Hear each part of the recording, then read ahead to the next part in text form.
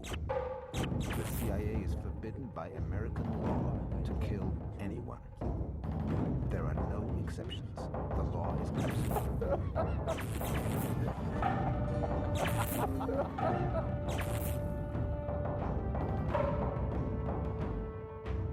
Advertencia. La película que verá a continuación no fue hecha por el Departamento de Imagen de la CIA, sino por fuerzas negativas que podrían poner en peligro el sistema de normas que a través de nuestros ejércitos y corporaciones le hemos inculcado.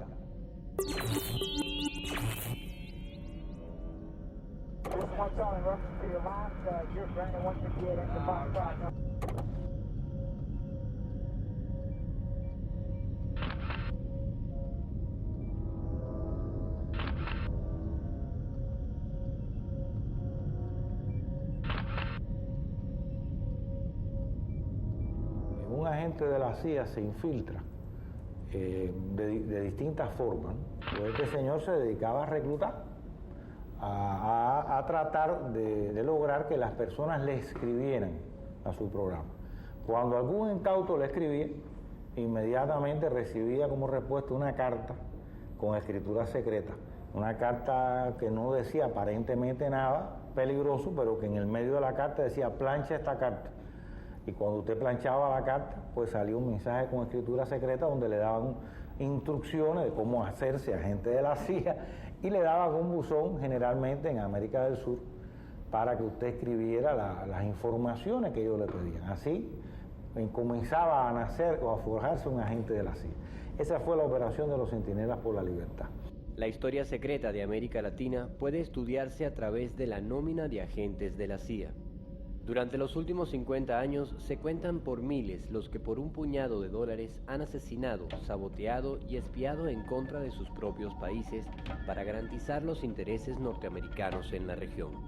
El objetivo principal siempre ha sido eso: imponer la dominación en el continente y tratar de que los ejércitos nacionales sean mecanismos en los cuales ellos puedan apoyarse para poder realizar sus políticas económicas, sociales, etc. Los años 50 marcaron una época de grandes victorias para la CIA y sus intervenciones en América Latina. El derrocamiento de Gallegos y el asesinato de Chalbaud en Venezuela, el asesinato de Gaitán en Colombia y la invasión a Guatemala les garantizaron a los Estados Unidos el control sobre buena parte de los recursos de la región.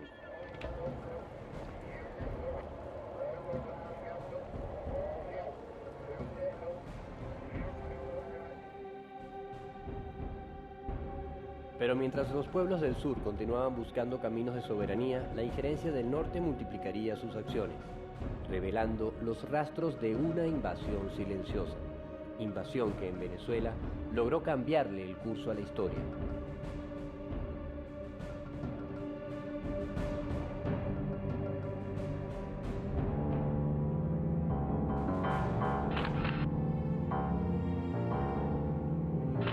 Yo vi, estando preso, a gente americana dentro de ese teatro de operaciones, uniformados como americanos, uniformes de campaña. Siempre había agregados militares, desde la embajada norteamericana, incluso la guerrilla urbana secuestró a varios oficiales norteamericanos, pues. Todos los destacamentos estos, en los TO, sí habían rangers, pues, ¿no? Nosotros sentimos hablando inglés en la montaña allá, pues, ¿no? En la montaña de Curimagua, pues.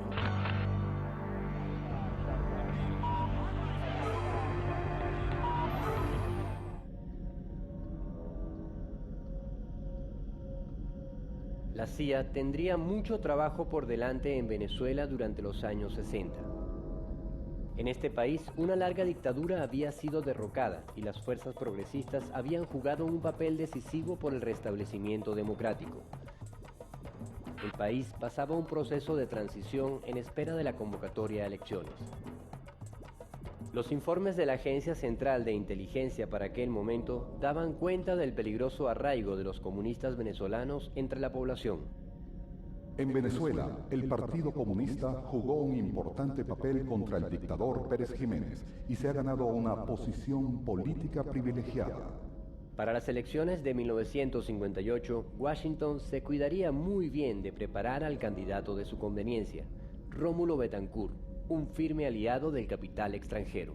Diego Cisneros le hace la presentación de Betancourt a Nelson Rockefeller, lo hace ver que era el candidato para ese momento de transición de la historia política venezolana. El partido de Rómulo Betancourt, Acción Democrática, fue una organización política que se fundó con un espíritu antiimperialista, enfrentada al latifundio y con arraigo en sectores populares. Cuando a mí me inscriben en Acción Democrática, que me apadrinan un compadre, papá y otro, me entregan un folletico. Me dice, esta es la primera lectura que tú vas a hacer de lo que es la doctrina de Acción Democrática. Y era un librito de 4 o 5 páginas, un folletico muy pequeño, y decía, comenzaba diciendo, somos un partido de la izquierda revolucionaria. Pero daría un giro radical al perder a sus principales dirigentes durante la dictadura. Rómulo Betancourt, a través de hábiles maniobras políticas, lograría ocupar la dirección del partido, convirtiéndolo en un instrumento clave para defender los intereses norteamericanos en la región. Ya Rómulo Betancourt venía de su exilio dorado en Nueva York, donde se reunió con el doctor Jovito Villalba, se reunió con el doctor Rafael Cardera, le dieron cuerpo a algo que se llamó el Pacto de Nueva York, bajo la tutela de Nelson Rockefeller. Ese Pacto de Nueva York, cuando ellos arriban a Venezuela, será conocido como el Pacto de Punto Fijo, excluyendo al Partido Comunista de Venezuela, porque la línea era internacional que tenía los Estados Unidos, era frenar la expansión del comunismo. En aquellos momentos de transición, el vicepresidente norteamericano Richard Nixon llega de visita a Venezuela, convencido de que sus muchachos del Pacto de Punto Fijo le habrían preparado el mejor de los recibimientos. Pero se encontró con un anfitrión inesperado. En esa época vino Nixon, pero el repudio que tuvo en el país fue grandísimo. La ciudad de Caracas se volcó y repudió de una manera grande a Nixon.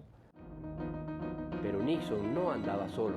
Junto a él, presenciando las manifestaciones de repudio, se encontraba un experto en materia de espionaje, que llegaría a ser el segundo al mando de la CIA. Se trataba de Vernon Walters. Las protestas de las que fueron blanco lo sorprendieron tanto como a los analistas de la agencia. La violenta reacción a la gira de Nixon no podría haber sido tan intensa si los agitadores comunistas no hubieran sido capaces de capitalizar el latente sentimiento antinorteamericano. El ultranacionalismo parece ser el más grave problema confrontado en el área. Nixon y Vernon Walters presentarían un informe que serviría para delinear los cambios de la política norteamericana hacia Venezuela, donde Betancourt jugaría un papel clave. Con mano firme, sin temblor en el pulso, ni vacilación en la empresa moralizadora, se castigará sin contemplaciones los delitos del peculado, del tráfico de influencias, del porcentaje corruptor. Una vez que Betancourt gana las elecciones, la prioridad era dotar al gobierno de un efectivo aparato policial que le permitiese resguardar los intereses del norte haciéndole frente a los comunistas. El pupilo de Rómulo Betancourt, Carlos Andrés Pérez, sería nombrado ministro de Relaciones Interiores. Una estrecha colaboración con los organismos de seguridad estadounidenses marcaría su gestión al punto que un agente de la CIA sería su mano derecha.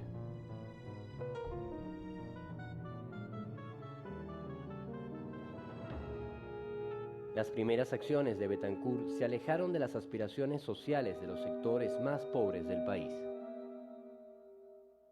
Había una situación política de crisis que se expresaba en la rebaja de los precios del petróleo. Era una crisis económica seria que obligó a Betancourt a rebajar los sueldos y salarios de empleados y obreros y a crear una crisis social política. En Acción Democrática había un ala de izquierda. Allí comenzó a distanciarse todo un grupo de dirigentes de Acción Democrática. Comenzaron a distanciarse de las políticas de Rómulo Betancourt. Y esto dio origen a la fundación del movimiento de izquierda revolucionaria. Cuando Acción Democrática se divide, el país también se dividió en dos toletes completamente, en dos propuestas. Una manteniendo el proyecto viejo encabezado por la vieja guardia de Acción Democrática y una propuesta nueva.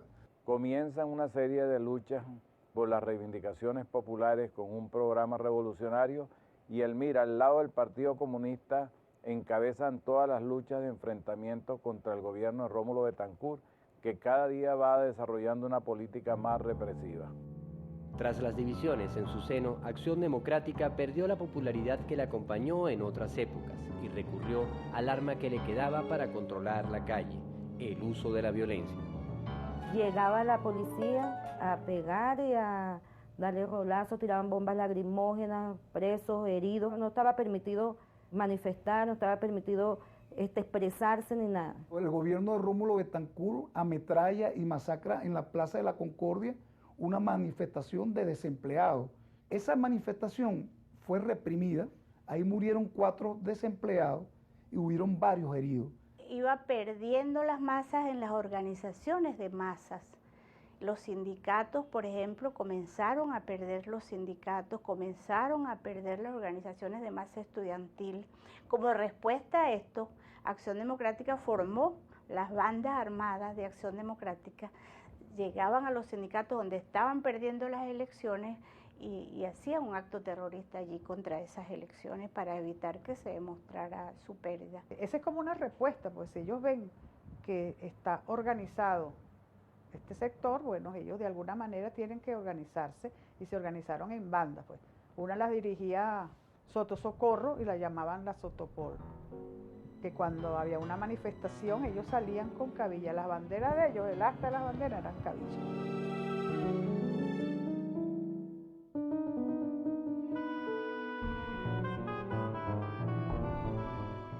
Lo buscaban en su casa, lo sacaban y se lo llevaban preso o los mataban. Eso era una práctica ya corriente de las bandas armadas de Acción Democrática. Una organización represiva completa que para mí tenía su base en núcleos internacionales donde participaba la CIA.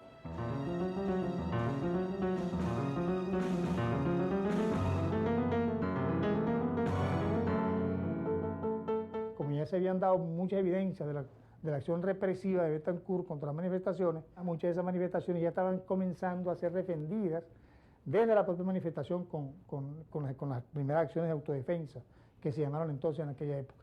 Entonces la idea era evitar que esa manifestación pudiera generar alguna acción de violencia. Bueno, de pronto llegó la Guardia Nacional, pie, rodilla en tierra y le echó plomo. Ahí fue cuando definitivamente recogiendo heridos, sacando heridos, arrastrando muertos y sacando heridos, muchos dijimos no, definitivamente la acción no es la manifestación, la acción es otra.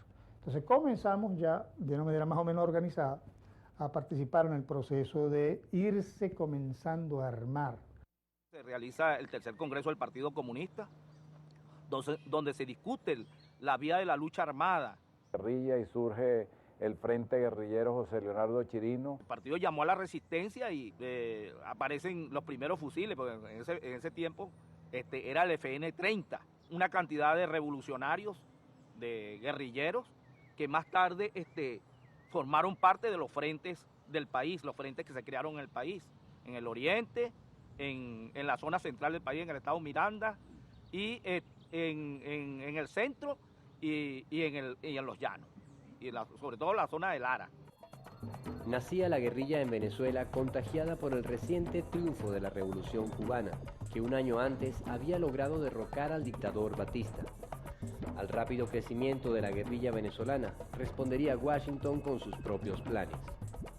Va aumentando lentamente la participación del intervencionismo norteamericano, siempre acompañado, esto es bueno decirlo, del sionismo de la policía israelí, que tiene la manera de infiltrarse muy fácilmente porque tiene sus colonias aquí, porque tiene relación con todo, incluso con Ada y con Copey tenía su relación perfectamente desarrollada.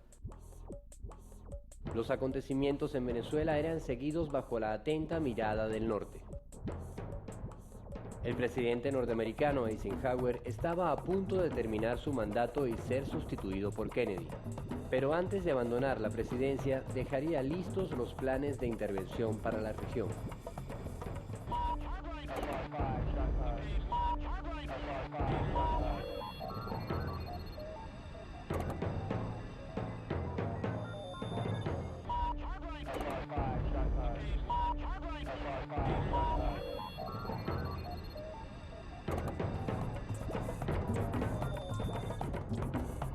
En En Cuba, tras una larga lucha, el movimiento revolucionario había logrado derrocar al dictador Fulgencio Batista. A diferencia de Betancur en Venezuela, Fidel no se plegaría a los mandatos de Washington y la revolución cubana realizaría profundas transformaciones económicas y sociales. Derrocar la naciente revolución cubana se convertiría en objetivo de la agencia y sus aliados, quienes pondrían en práctica un plan que no tenía motivo aparente para fallar. Cuando John Kennedy llega a la presidencia el 20 de enero de 1961, hereda un proyecto, es decir, el proyecto de invadir a Cuba. Es decir, no es un proyecto que él ideó, es un proyecto que él heredó de la administración de Eisenhower. En 1954, la CIA organiza el derrocamiento del gobierno de Guatemala, el gobierno de Jacobo Arbenz, mediante un operativo que ellos denominaron Operación Éxito.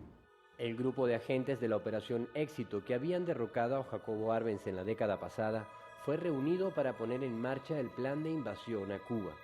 Uno de los autores del plan fue el propio jefe de la estación de la CIA en Venezuela, Jacob Esterlin.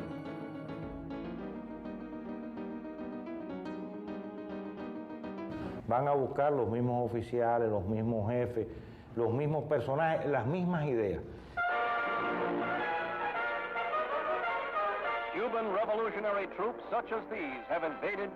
El proyecto Pluto tuvo varias etapas. Se iban a entrenar a un grupo de paramilitares para que se infiltraran en Cuba y organizaran la guerra dentro de Cuba. Todo esto se vino abajo por la sencillísima razón que la Revolución Cubana, ya en mayo de 1959, estaba realizando la reforma agraria, estaba repartiendo 100.000 títulos de propiedad, estaba confiscando las tierras a los grandes terratenientes y latifundios. Todo esto va a desarticular el proceso contrarrevolucionario. Entonces ellos van a tener que articular la idea de organizar una acción militar. Me enteré que se estaban entrenando una fuerza que no sabíamos dónde era para ir a combatir a Cuba. Entonces me enrolé en esa fuerza que más tarde se convirtió en lo que se llamó Bahía de Cochino, cuando nos trasladaron y resultó ser el país Guatemala. El mes de abril de 1961 desembarcarían 1.400 mercenarios, comenzando la invasión de Playa Girón, que para sorpresa de Kennedy se convirtió en una gran derrota militar en la historia de los Estados Unidos. Se producen los hechos del 15 de abril. Viene una fuerza aérea con insignias cubanas a los aviones y bombardean los aeropuertos nuestros aquí de Ciudad de Libertad, San Julián y Santiago de Cuba. Una maniobra cínica muy descarada, muy baja, por supuesto, sin aviso previo. 16 de abril desembarcaron por esta zona donde habían barcos portaavión, barcos con pertrecho de guerra, barcos que estaban manipulados, o sea, por norteamericanos, en realidad no eran como parte de ellos, que fueron los mercenarios pagados por la CIA, pagados por el imperio para agredir a Cuba. En nuestros barcos venían munición, venía combustible, venía la famosa estación de radio para transmitir al pueblo de Cuba. Desembarcaron de la partida y después tomaron posición en esta dirección.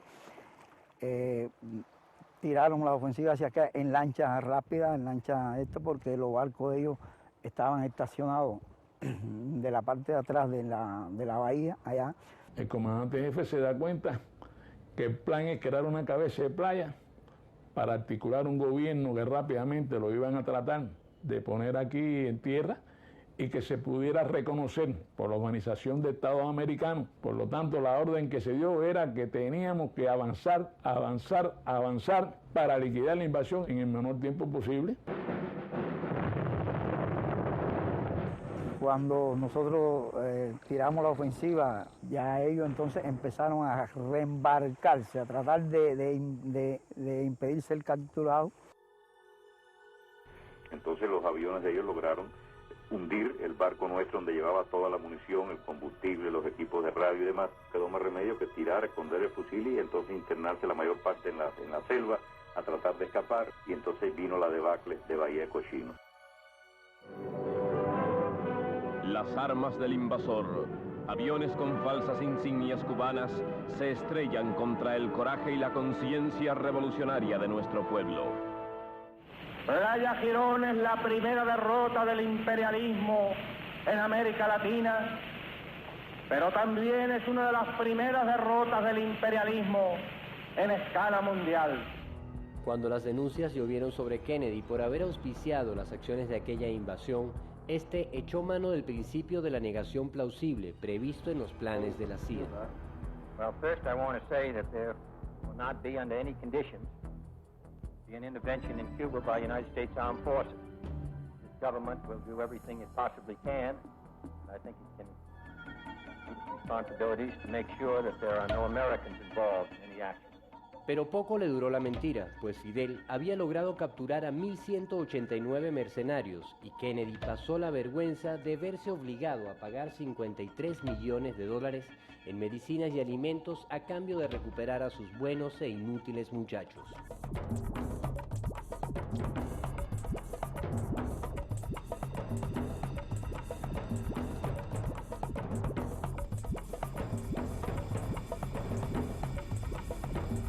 Mientras todo eso pasaba aquí en las Naciones Unidas, el canciller de la dignidad acusaba directamente a los americanos de ser los protagonistas del ataque a Playa Girón, de ser los que inventaron esta situación, de los que armaron, los que financiaron, los que dieron todos los recursos para, inclusive los cubanos, los mercenarios, los matones que se fueron de aquí no tenían portaaviones, no tenían aviones B-26, no tenían esos recursos que solamente lo podía aportar el imperialismo.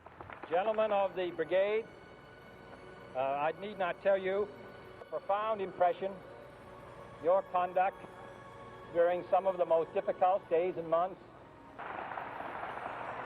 And I can assure you that it is the strongest wish of the people of this country that Cuba shall one day be free again. El imperio no se resignaría ante aquella derrota y prepararía nuevos planes de ataque contra la revolución cubana y los movimientos de liberación en el continente.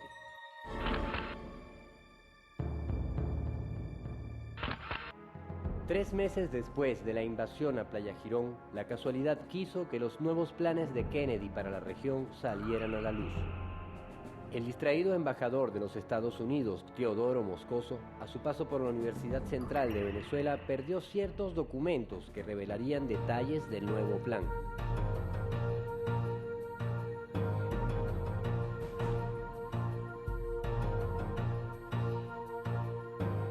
Empezó a correr un rumor, Moscoso entró a la universidad, está reunido con el rector. Nos pareció medio raro, reunido con el rector. Todo el mundo salió originalmente de todas las facultades como si hubiera corrido pólvora. Alguien dijo, ahí está Moscoso. Bueno, ahí está Moscoso fue volarle como avispa. Pues.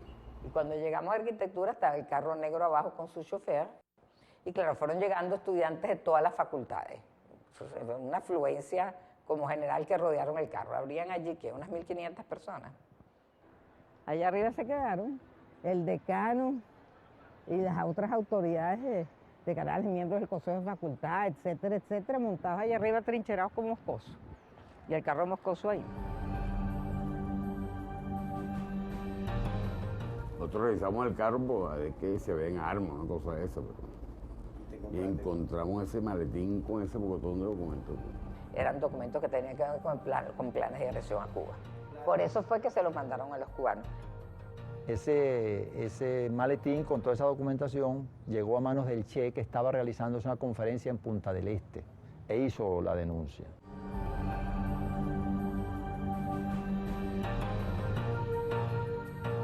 Estaba el Plan General de Contrainsurgencia. El Plan General de Contrainsurgencia fue llamado en los aspectos sociales Alianza para el Progreso, pero ese era un aspecto del asunto. Es como lo equivalente un poco a lo que hoy es el Plan Colombia, ¿no? Que tiene varios aspectos y tiene un aspecto específicamente de contrainsurgencia, en el caso ahora de la guerrilla. Así era en aquella época. La Alianza para el Progreso fue ayuda económica, eso lo aprueba el presidente Kennedy, para detener la influencia del socialismo, que tenía su ejemplo reciente aquí en América Latina con Cuba. Entonces era muy importante entonces golpear todo lo que significara la presencia y la solidaridad con Cuba. Siguiendo los lineamientos del plan de Kennedy, Rómulo Betancourt corrió a la OEA a pedir sanciones contra Cuba en un gesto tan lacayo que su propio canciller se negó a secundar. Ignacio Luis Arcaya no quiso aceptar el planteamiento del presidente Rómulo Betancourt de ir a acusar a Fidel Castro en la conferencia de San José de Costa Rica, sino más bien lo que hizo fue ir a defender a Cuba en contra de Estados Unidos y sacaron a URD del gobierno.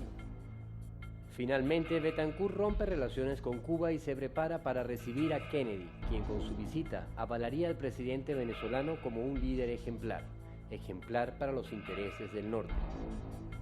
However, in 1961, Betancourt's popularity was such that he could, as host of President Kennedy in Caracas, walk free and unguarded among his people.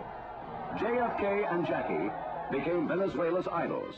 Now President Kennedy can point to Venezuela as the best argument for the Pan-American Alliance for Progress program. Tras los aparentemente sanos compromisos de la Alianza para el Progreso, se escondía un elemento que saldría a la luz muchos años después: la creación de una oficina de seguridad pública en Caracas, a través de la cual la CIA y el Pentágono dirigirían los aparatos represivos de Venezuela a su antojo, sembrando de muerte, torturas y desapariciones el país.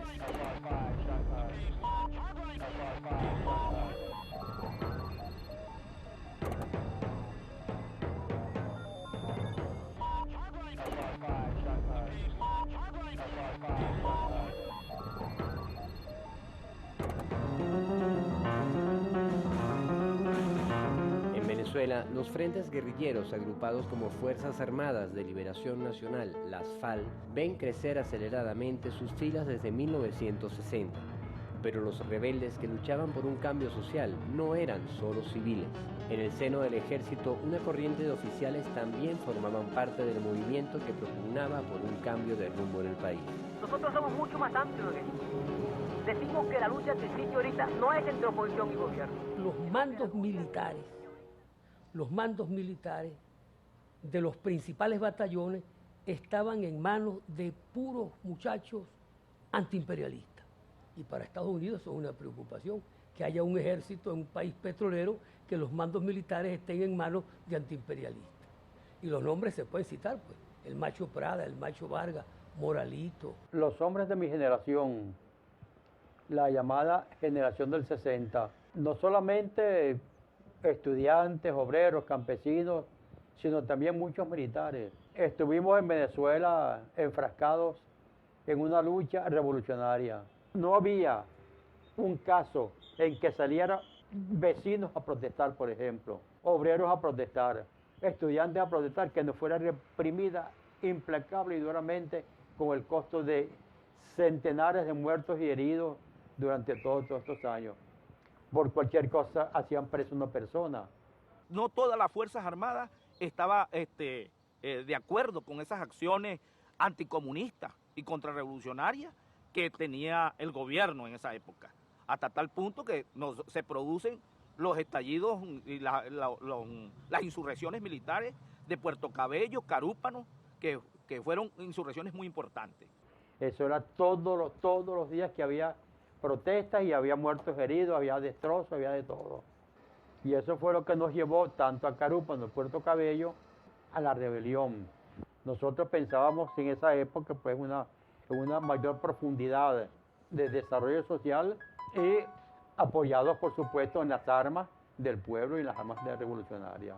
Fueron 3 días muy fuertes de una ocupación y de un enfrentamiento militar muy duro. Una vez que el tercer día prácticamente se llama la rendición, hubo un grupo de infantes que dijeron que ellos no se iban a rendir.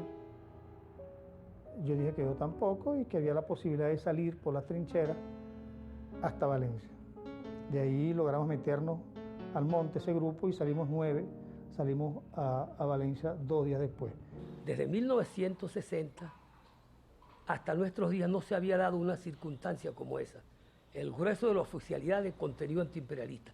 Por eso es de suponerse, y muchos confunden, que cuando Estados Unidos ve a Venezuela en la mira como un objetivo principal, se trata de los discursos de Chávez. Es en primer lugar por la forma como está organizada las Fuerzas Armadas ahorita, que los mandos principales son antiimperialistas. Aunque los levantamientos de Carúpano y Puerto Cabello fueron derrotados, muchos oficiales y soldados seguirían luchando desde la montaña por derrocar al régimen de Betancur, sin saber que detrás del gobierno se encontraba un gran apoyo norteamericano, cuya misión militar en Venezuela llegó a ser la mayor de toda América Latina. The School of the Americas and the nations of Latin America are working together, colleagues in a partnership in democracy. Sí, la Escuela de las Américas contribuyó poderosamente a formar cuadros policiales y militares en contra de la revolución venezolana.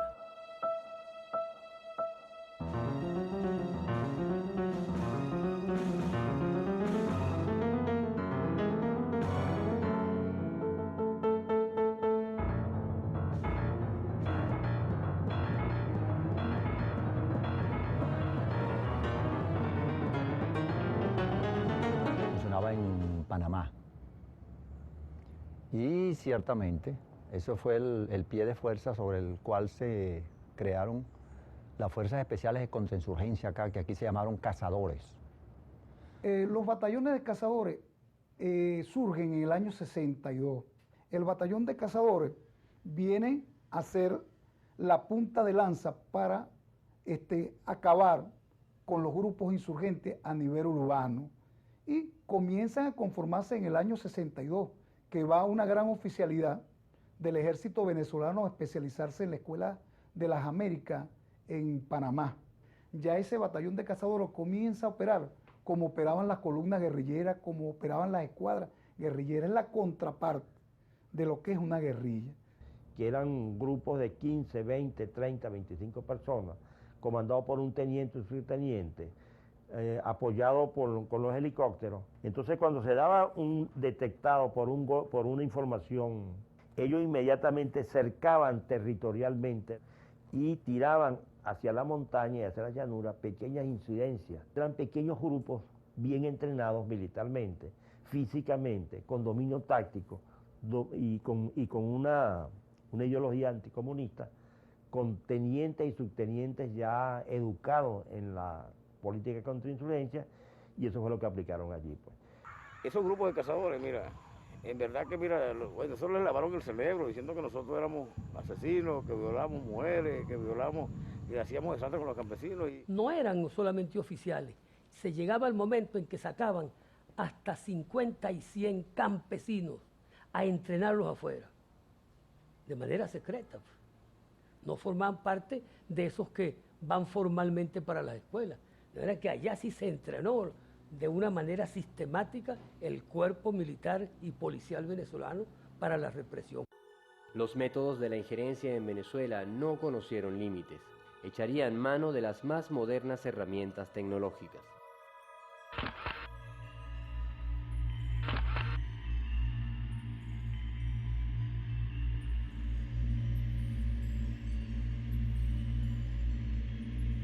Campesinos vieron con asombroso temor el descenso de un aparato redondo, bastante luminoso y herméticamente cerrado, de cuyo interior se emitían sonidos similares a un gran reloj. Le muestro así, no ve aquí donde cayó el satélite. Y ahí sí se enterró. Esto es un palo muy grande que habían, ya se acabaron. De por aquí había un palo que se partió, a lo que se enterró. Cápsula espacial de Estados Unidos hallada por varios campesinos en Guaramito. El aparato fue inutilizado a machetazos. Sacamos el primer maletín y sacamos el otro maletín y le abrimos el hueco al que dejó el azúcar para adentro. Ya entonces se veía la maquinaria. Entonces le dije, eso no lo toquemos porque esa maquinaria puede servir para algo, pero es que os toqué. Al tomar contacto con el suelo, desenfundaron sus machetes y procedieron a inutilizarlo, rompiéndolo en muchos pedazos y extrajeron de su interior pequeñas cámaras fotográficas, las que también inutilizaron.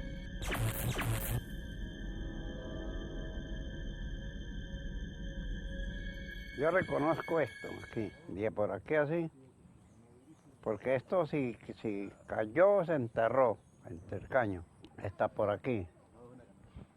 A mí me parece que estos eran los maletines donde iban los flotantes, estos que se ven aquí. Y claro que por este lado era cartón de piedra. De la investigación se hizo cargo la Dirección General de Policía, organismo que procedió a la detención preventiva de varios campesinos para las declaraciones correspondientes. Dijo, lo que yo quiero, el jefe de la Leopol, es que mañana cuando llegue el gringo, un americano que viene, me dé de estaciones cómo estaba ese aparato. Le dije, no hombre, eso lo entrego enterito otra vez.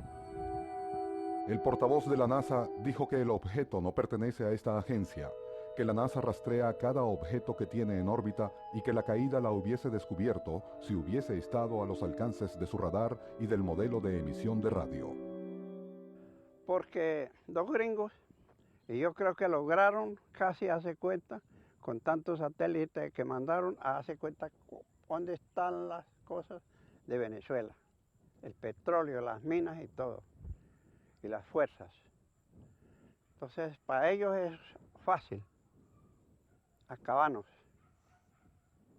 Pero tengo Dios en Dios y los cielos, y la Santísima Virgen María, que nunca nos veremos en manos de los gringos, porque es una plaga mala, destruidora.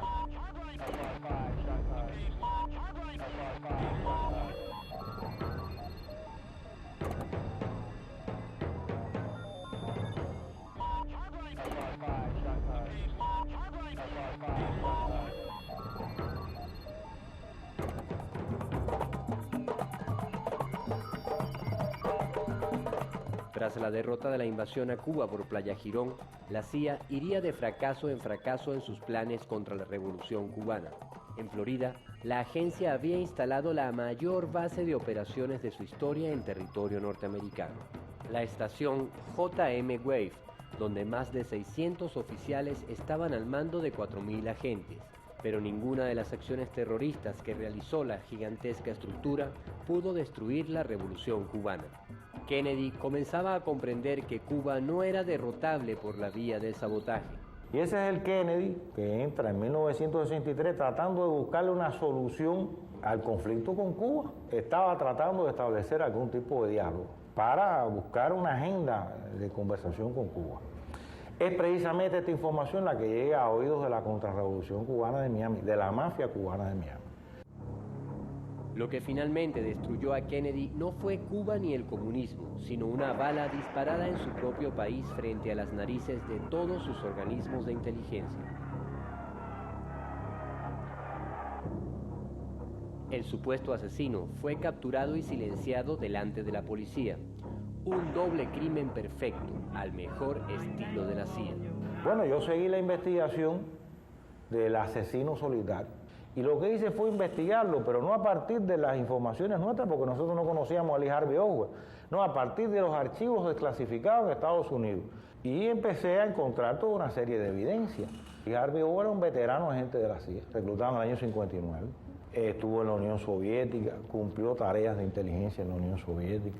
En 1962 regresó a Estados Unidos y ahí se vincula con el centro de la CIA que hay contra Cuba en Nueva Orleans, y se vincula con las organizaciones contrarrevolucionarias de origen cubano y empieza su relación con ellos, empieza a visitar los campos de entrenamiento que tiene la CIA allí.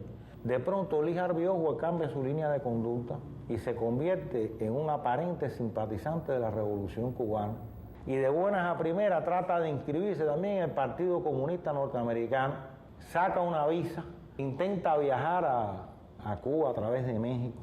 Ahí, por supuesto, no le dan la visa. No pudo viajar a Cuba.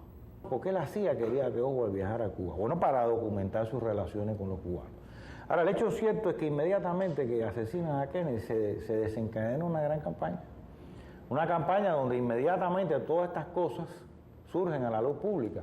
Que Oswald era un procastrista, que Oswald era un simpatizante de la Revolución Cubana, que Oswald había estado en México, que se había entrevistado con este negro pelirrojo oficial de la inteligencia cubana en la misma embajada, que allí había recibido el dinero para matar a Kennedy y que, bueno, se debía invadir a Cuba. Es decir, comienza una feroz campaña a partir del 22 mismo de noviembre, el mismo día del asesinato de Kennedy, que las autoridades norteamericanas no le van a quedar otra alternativa que parar en los primeros días de diciembre. ¿Por qué? Porque no tenían base. Si no había manera de probar aquello. Se ha inventado toda una serie de razones para explicar el por qué las autoridades norteamericanas pararon aquella campaña, pero la verdad, la realidad es que aquello no tenía ni pies ni cabeza. Ni existen negros pelirrojos, ni los negros pelirrojos son agentes de inteligencia, porque se supone que los agentes de inteligencia sean gente común y normal, que pasen inadvertidos, ni las cartas pudieron ser documentadas, ni Oswald pudo viajar a Cuba, y está claro que ni Oswald pudo haber realizado los 4 disparos con el fusil ese, que no servía para absolutamente nada, que dicen que le ocuparon. La construcción de una falsa identidad, tal como lo hicieron con Lee Harvey Oswald, sería un mecanismo muy utilizado por la agencia para infiltrar sus agentes en todo el continente. El movimiento revolucionario venezolano sería blanco de esas infiltraciones.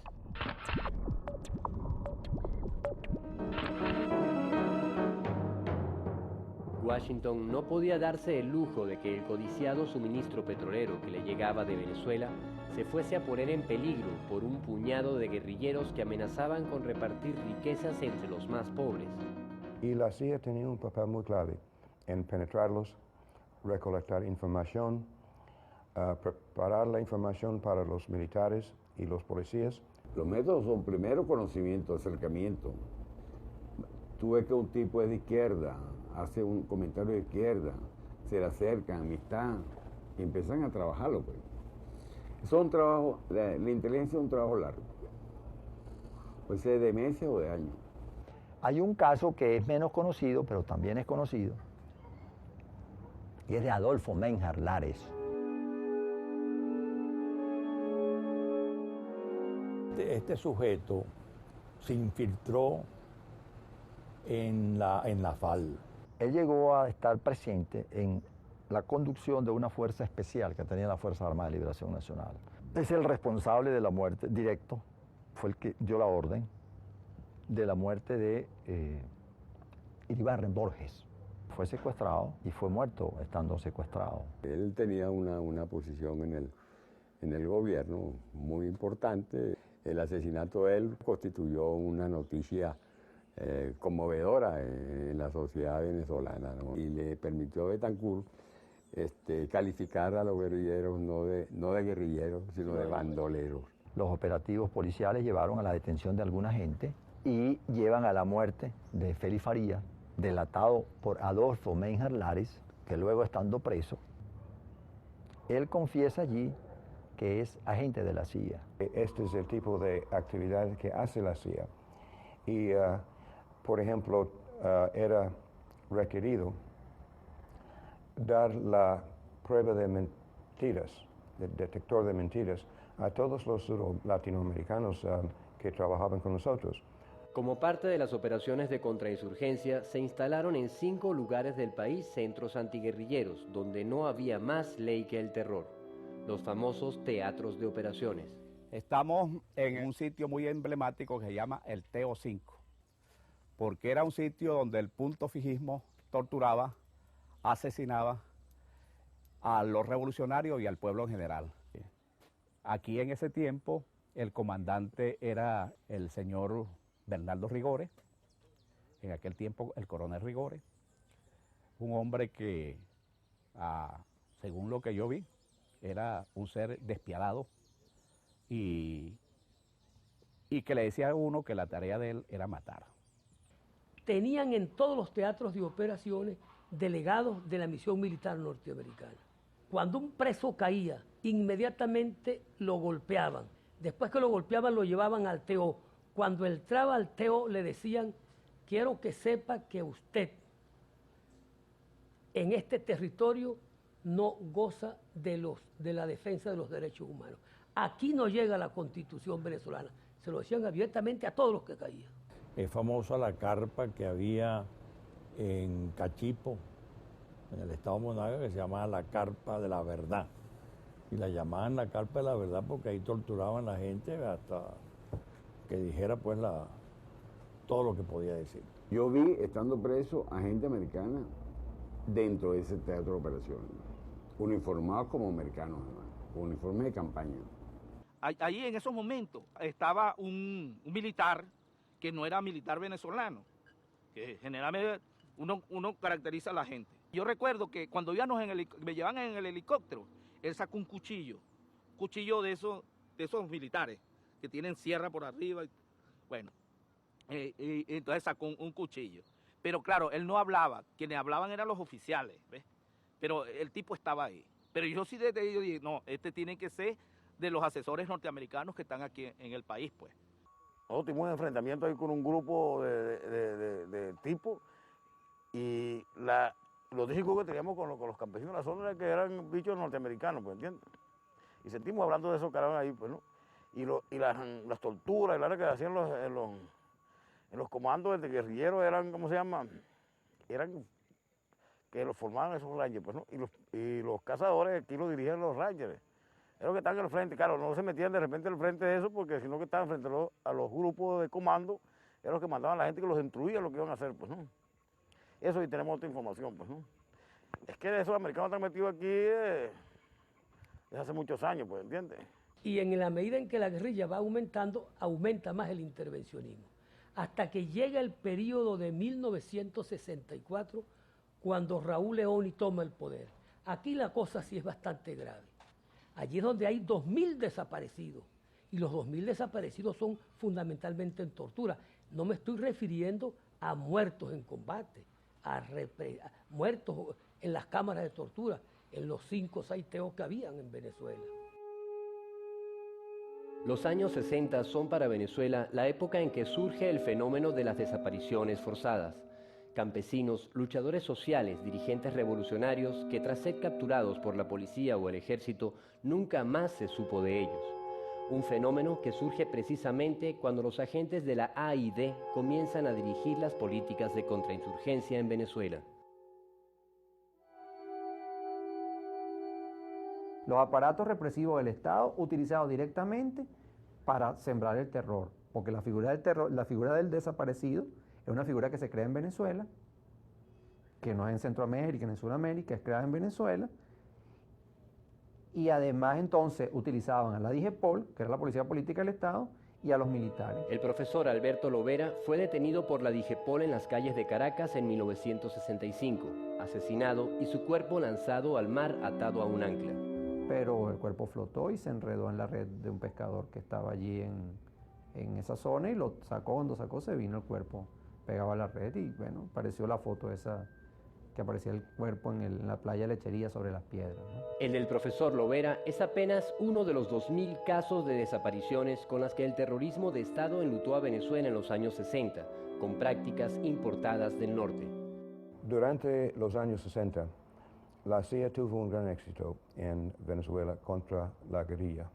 La CIA descubrió un radista, clavista, perteneciente a la guerrilla, residente en Caracas. La CIA pudo entrar donde él mantenía su equipo de radio y sus códigos, y pudieron copiar los códigos y luego descifrar ese tráfico radial que él recibía y lo que él enviaba, así penetrando las comunicaciones de la guerrilla de forma muy efectiva. Eso ayudó mucho en lo que eran los éxitos del entonces gobierno de Venezuela contra la guerrilla en aquellos momentos. Esa experiencia después la expanden hacia toda América Latina, junto con la experiencia de Vietnam, por supuesto, y creo que lograron éxito en esa política de conciencia, porque toda la línea del proceso armado, con todo lo que se dio en toda América Latina, que se dio un proceso armado, con el caso del Che Guevara, todos esos movimientos fueron derrotados con esa política de contrainsurgencia. La acción de la injerencia fue mucho más allá de la lucha contra movimientos armados. En los años 60, el intervencionismo dejó su rastro en el derrocamiento del presidente ecuatoriano Carlos Arosemena. Planificó e impulsó el derrocamiento del presidente Juan Bosch en República Dominicana. Promovieron un golpe contra el presidente brasileño João Goulart, implantando una dictadura que se prolongaría por 2 décadas.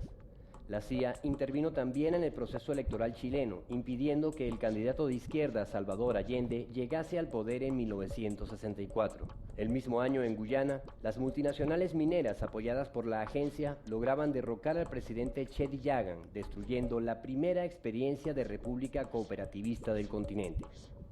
El 4 de noviembre de 1964 se produce un golpe de Estado militar en Bolivia, liderado por René Barrientos Ortuño, un general que había sido el agregado militar de Bolivia en Washington, y la CIA vuelve a tomar el control de los acontecimientos que se estaban dando en Bolivia. La presencia del Che y de la guerrilla parte a partir del 66, empiezan los preparativos y en noviembre del 66 llega él a la paz. Los pasos del Che Guevara fueron seguidos por un despliegue conjunto de la CIA y el Pentágono dirigiendo las fuerzas del dictador boliviano.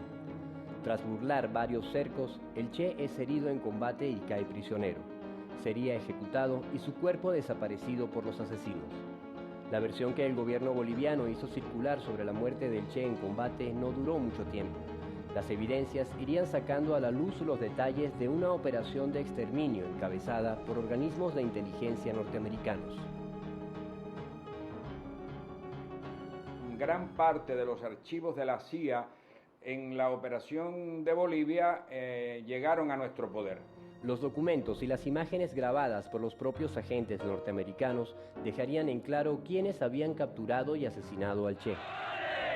¿Cómo se llama el comandante? So what chance does Master Sergeant Milliard give the guerrillas in the future? Confiados que con la muerte del Che se ponía punto final a los movimientos de liberación en el continente, los asesinos descuidaron el silencio con el que habían actuado, dejando muchos rastros de su participación. Miembros de la mafia cubana de Miami se retrataron con los restos del Che.